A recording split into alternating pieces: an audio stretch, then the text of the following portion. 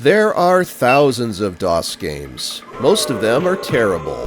I play one selected at random with a 20-minute time limit and record it live. This is the result.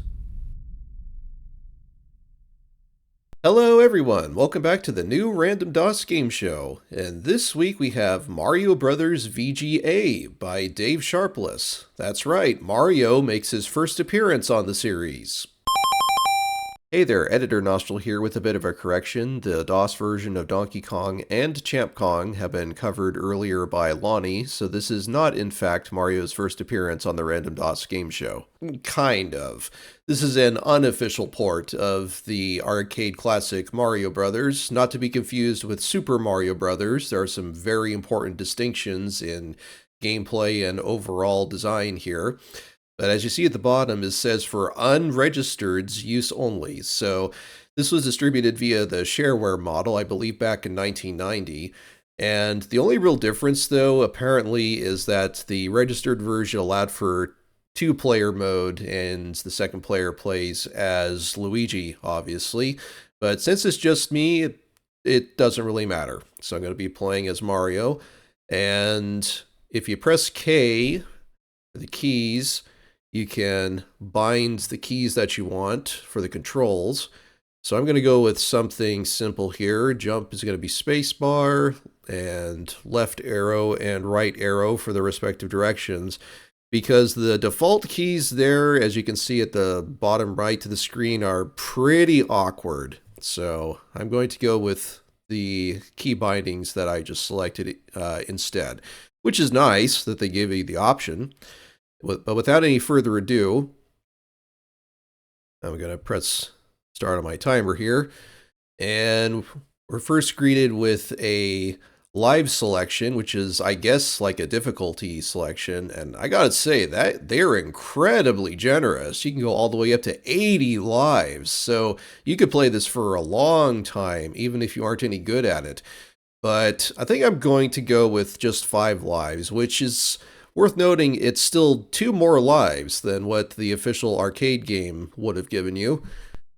And we're in. Ooh, that's some PC speaker sound there.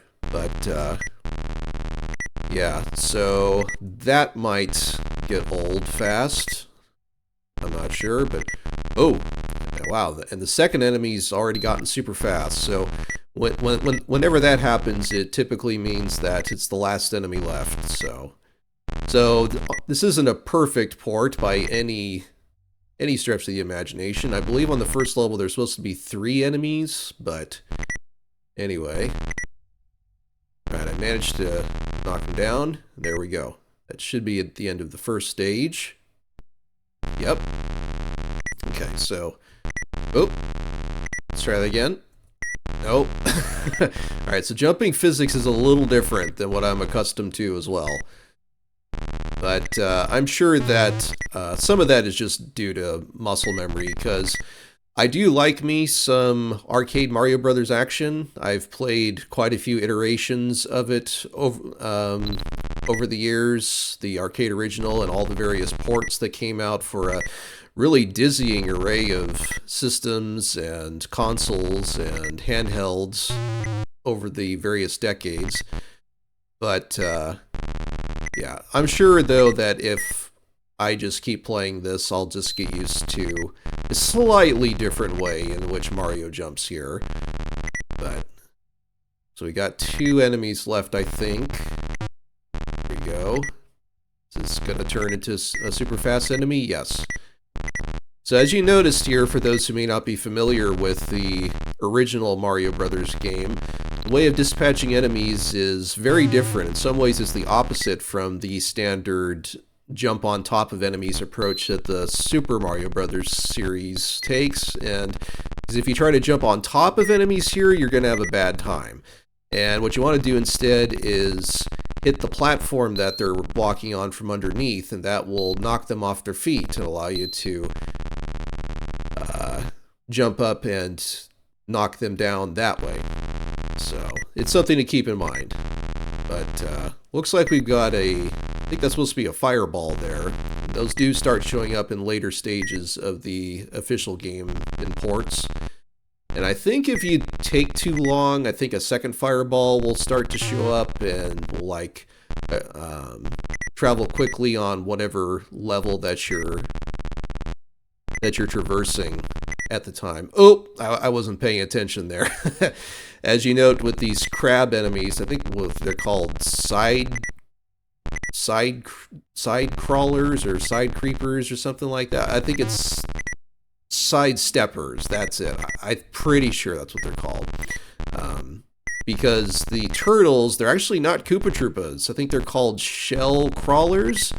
Because at this point, Mario and Luigi, I think, are still in Brooklyn. They haven't made their way to the Mushroom Kingdom yet. So they're just clearing out the sewer system of these various creatures. But in any event, though, lore has never been that important for the Mario series. Let's be honest here.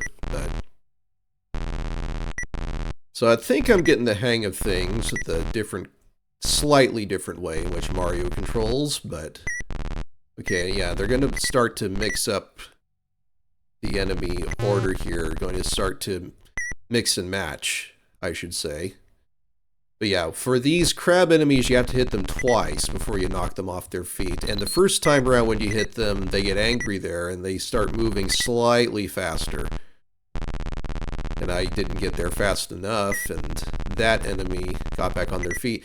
Interestingly enough, though, in this version, when the crab gets back up on their feet, they're still in their angry state, which means you only have to hit the platform they're on from underneath once to knock them back on their back again.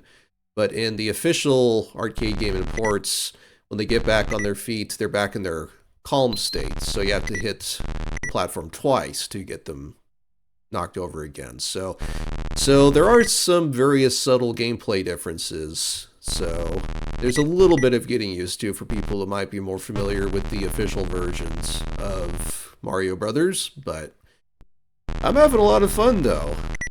I gotta say, I do enjoy me some Mario Brothers arcade action. Oh, come on, get up there.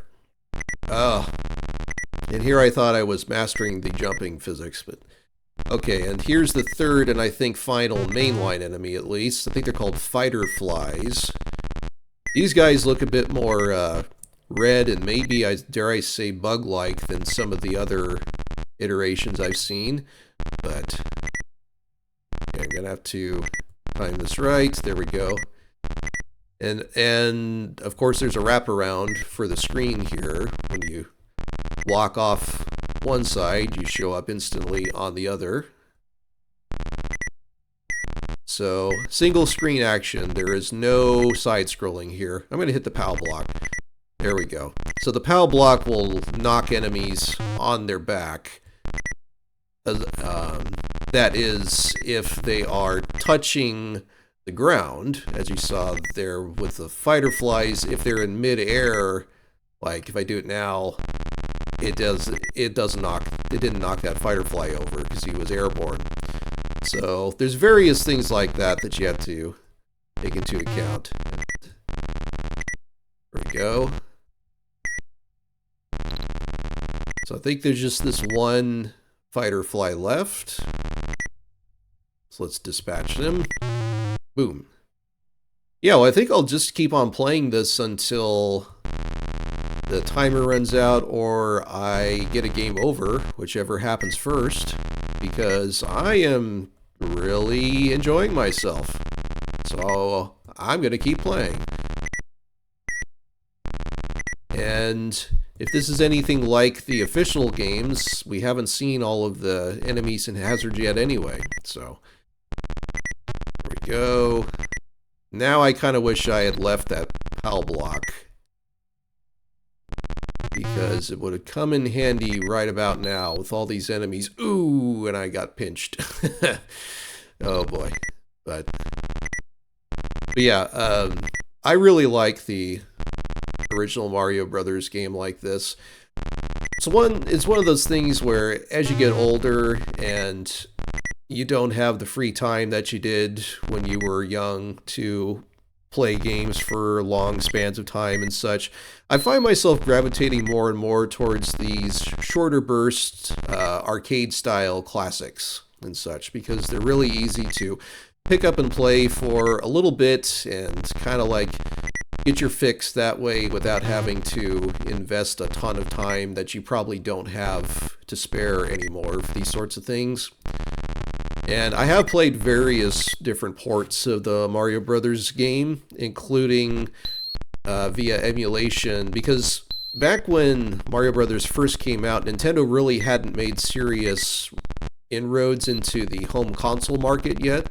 So at the time, they were all too happy to license their games to companies that would become their competition later on. Like, for instance, Mario Brothers appeared on, I think, pretty much all of the Atari consoles and home computer systems at the time. I know that the Atari 2600, 5200, and 7800 all had ports. And I think the Commodore 64 had a port, and the ZX Spectrum, like all sorts of microcomputers at the time. So on just about every major platform at the time saw a port of Mario Brothers. And I think that also included some other Nintendo arcade classics like Donkey Kong and the like. But, ooh, all right, things are getting kind of hectic here. So while I was talking, it's introducing this other enemy, that really icy enemy there, and dispatching those don't count towards the enemies that you have to defeat to finish the level, but you still want to take them out, because as you saw there, if they're able to get onto the middle of a platform, ooh, and I died again, they freeze it, and that causes it to lose a lot of its traction, and you end up sliding around, making it very difficult to traverse. So I think I've just got 2 enemies left. So who's going to show up first? Oh, geez. Oh, geez. Oh, and I got hit with the fireballs. This isn't looking good. This might be a game over for me fairly soon. But yeah, probably, though, my favorite version of Mario Brothers is Mario Brothers Classic. I think that's the name. It was a PAL-only release, so it only came out in Europe, and I think it was towards the tail end of the Nintendo Entertainment System's lifespan. I think it was like 1993, and for historical context, I believe that was the same year Star Fox came out for the Super Nintendo. So the NES was definitely very long in the tooth at that point. Just probably why it was only released in Europe, but the reason why I like that version the best is that it makes a lot of tweaks to both the visuals and the gameplay, and makes it a more enjoyable experience overall, I feel. The sprites are larger and more expressive. Ooh, and I got hit again. And let's see, is that a game over? Yeah. So I'll just quickly finish up what I was saying here. And also too, they tweaked, like, for the jump physics, like you can actually change your trajectory in midair with that port, which is not something that you could do with most of the originals. I think the only other ports that allowed you to do that was the Super Mario Advance series for the Game Boy Advance. Every single one of those contained Mario Brothers as like a bonus game included, and I'm pretty sure that had tweaked jump physics like that as well. And I think there was a Japanese-only like promo game that came out like in the late 80s. Nintendo had struck a deal with like a Japanese ramen company or something like that. I think that's where the gameplay tweaks originated from, actually. But that only saw release in Japan, like I said. So anyway, though, let's go ahead and enter our initials. BLN, we'll go with that. And yeah, I did try out this game a little bit beforehand, as you see here. So I didn't go in completely blind. But yeah, I think I'll go ahead and call it here. So that's Mario Brothers VGA, and yeah, this is a pretty enjoyable port of the Nintendo Arcade Classic. It's not a perfect port, but considering that it's a one-man dev team that was behind this, I'd say it's a pretty darn respectable one, and it's more enjoyable than a fair number of other official ports for other systems. Is it the best way to play Mario Brothers? No.